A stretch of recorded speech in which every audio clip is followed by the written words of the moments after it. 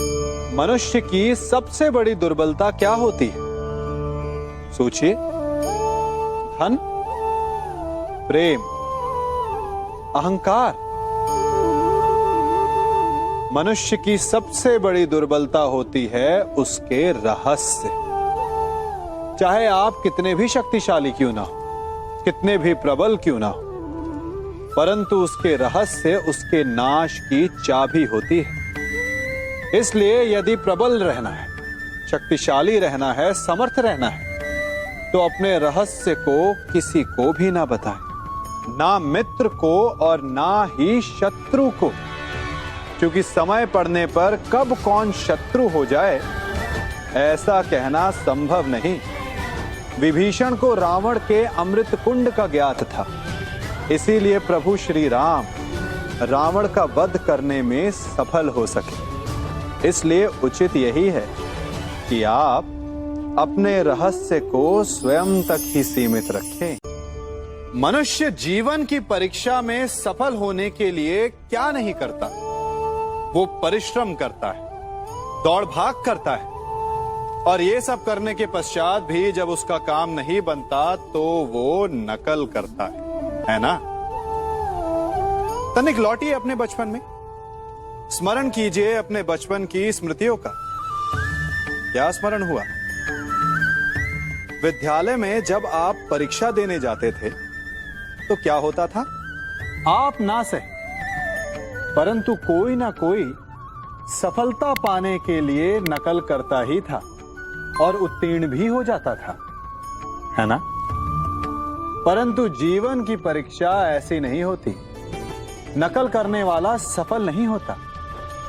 कारण विद्यालय में सबके प्रश्न पत्र एक होते थे, परंतु जीवन के प्रश्न पत्र और उनकी कठिनाई सबके लिए भिन्न होती, तो निश्चित रूप से उनके उत्तर भी भिन्न होंगे ना। इसलिए यदि आपको जीवन में सफलता पानी है तो नकल ना कीजिए, स्वयं के प्रश्नों का उत्तर स्वयं ढूंढिए और सफलता आपकी ही होगी। मनुष्य का जीवन हार और जीत, विजय और पराजय, सफलता और असफलता के मध्य झूलता रहता है।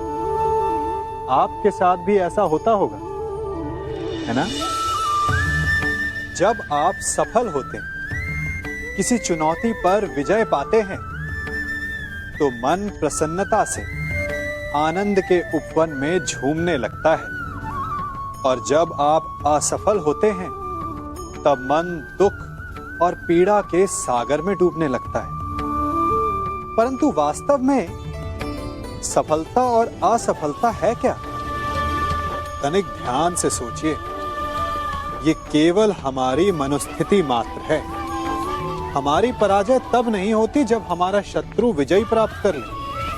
हमारी पराजय तब होती है जब हम पराजय स्वीकार कर लें। हम असफल तब नहीं होते जब हम लक्ष्य ना पा सके। हम असफल तब होते हैं जब हम प्रयास करना बंद कर दें। इसलिए प्रयास करते रहें और हार ना माने, क्योंकि जिस दिन आप हार स्वीकारना बंद कर देंगे, जीत आपके चरणों में होगी। सबने बरगद के वृक्ष को तो देखा ही होगा। क्या आपको ज्ञात है, बरगद के वृक्ष के बीज का आकार राई से भी छोटा होता है, परंतु बरगद का वृक्ष संसार के महाकाय वृक्षों में जाना जाता है।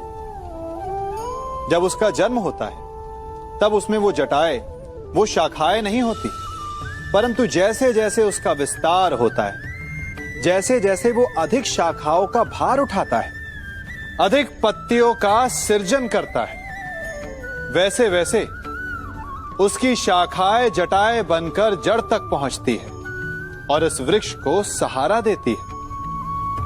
ये जीवन का बहुत महत्वपूर्ण पथ है। बिना लोभ लालच शुभ कार्य करें, अन्य लोगों की सहायता करें। धीरे धीरे आपने जिनकी सहायता की वो आपके सहायक बनते जाएं। आपकी जड़ों को और बलशाली बनाएंगे, आयु, मान और आकार बढ़ाएंगे। सहजीवन, सहायता और निष्काम कर्म आपको मृत्यु के पश्चात भी मरने नहीं देगा, आपको अमर रखेगा। हमारा शरीर प्रकृति का एक महान आविष्कार है। इससे जटिल संरचना संसार में और कोई नहीं। हमारा शरीर जितना जटिल है, यदि इसे ठीक से जाना जाए तो इससे अधिक सरल ज्ञान देने वाला और कोई नहीं। हमारे शरीर में 5 इंद्रियां होती हैं जो हमें भाव, गुण और वस्तुओं का बोध कराती हैं। हमारे पास आंखें हैं, नाक है, स्पर्श के लिए त्वचा है, कान है और जीभा है। सबका भिन्न भिन्न कार्य है। आंखों से देखना, कानों से सुनना, नथनों से श्वास लेना, त्वचा से स्पर्श करना और जीभा से स्वाद लेना। परंतु क्या आपने कभी सोचा कि प्रकृति ने हमें 2 आंखें दी, 2 नथने दी, 2 कान दी, स्पर्श के लिए ये पूरा शरीर दिया, परंतु जीभा केवल 1 दी? ऐसा क्यों? क्योंकि प्रकृति चाहती है कि हम देखें अधिक, सुने अधिक और ज्ञान अधिक अर्जित करें, बोले कम। क्योंकि अधिक वाचाल नाश को निमंत्रण देता है। स्मरण रखिएगा।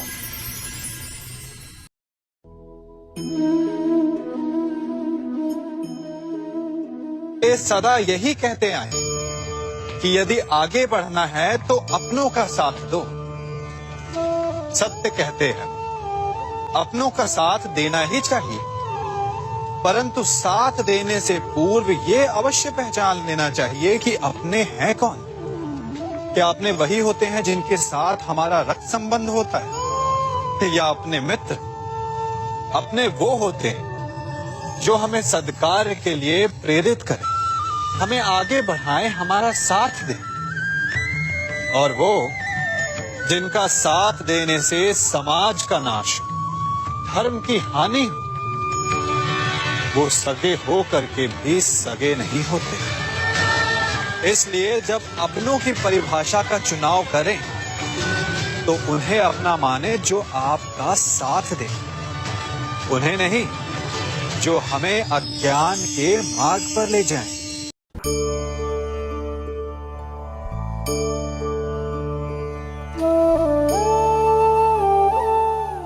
आप जिनसे प्रेम करते हैं, सदा उनके समीप रहना चाहते हैं, नहीं चाहते कि कभी अपनों से दूर होना पड़े, बिछड़ना पड़े।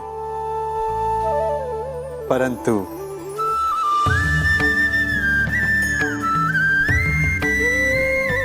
एक समय के पश्चात अपनों से दूर हो जाना उन्नति के लिए आवश्यक है। आप माता पिता हैं ना? यदि आप अपनी संतान के जीवन के हर पग पर उनका मार्गदर्शन करते रहेंगे तो आपकी संतान स्वयं मार्ग चुनना कैसे सीखेगी? मार्ग के कांटों से स्वयं को बचाना कैसे सीखेगी? इसीलिए एक समय के पश्चात अपनों से बनाई गई दूरी सदा लाभदायक रहती है। आज मैं आप सबको एक कथा सुनाता हूं। एक दिन प्रातः एक व्यापारी अपने घर से निकला। घर से निकलते ही एक बिल्ली ने उस व्यापारी का मार्ग काट दिया। व्यापारी घबरा गया। वो फिर से घर लौट गया और शुभ घड़ी की प्रतीक्षा करने लगा। और जब वो पुनः अपने घर से निकला तब वो वाहन जा चुका था जिससे राजा तक पहुंचकर उसे भेंट देनी थी। राजा को भेंट नहीं मिली। राजा क्रोधित हो गए। राजा ने उस व्यापारी का व्यापार बंद करवा दिया। इस कारण व्यापारी क्रोधित होकर घर पर अपनी पत्नी से लड़ बैठा। पत्नी अपने बच्चों समेत मैके वापस चली गई और उस व्यापारी के जीवन में यदि कुछ रह गया था तो केवल अंधकार, और इन सब का कारण वो उस बिल्ली को मानता रहा जिसने उसका मार्ग काटा था। ऐसा ही एक दूसरा व्यापारी राजा को भेंट देने निकला और उस व्यापारी का मार्ग भी एक बिल्ली ने काट दिया। वो व्यापारी तनिक घबराया, परंतु उसने आगे बढ़ना अधिक उचित समझा। राजा तक वो समय पर पहुंचा। उसने राजा को भेंट दी। राजा प्रसन्न हुए और राजा ने व्यापारी को अपना व्यापार बढ़ाने की अनुमति दी, स्वर्ण आभूषण दी। जब व्यापारी घर पर पहुंचा तो पत्नी को आभूषण और अपने बच्चों को देने के लिए वस्त्र थे उसके पास। हर ओर प्रसन्नता थी। समझ रहे हैं ना? दोनों के साथ एक ही प्रकार की घटना हुई, परंतु दोनों की प्रतिक्रिया भिन्न थी। ऐसा ही हमारा जीवन भी है। हमारे जीवन में प्रारब्ध का अपना स्थान है, परंतु उससे कई अधिक महत्वपूर्ण हमारी प्रतिक्रिया, हमारे सोच का प्रभाव है, क्योंकि यही हमारे जीवन को आकार देते हैं। इसलिए अपनी सोच को सकारात्मक रखिए। आपका जीवन सदैव आनंदमय।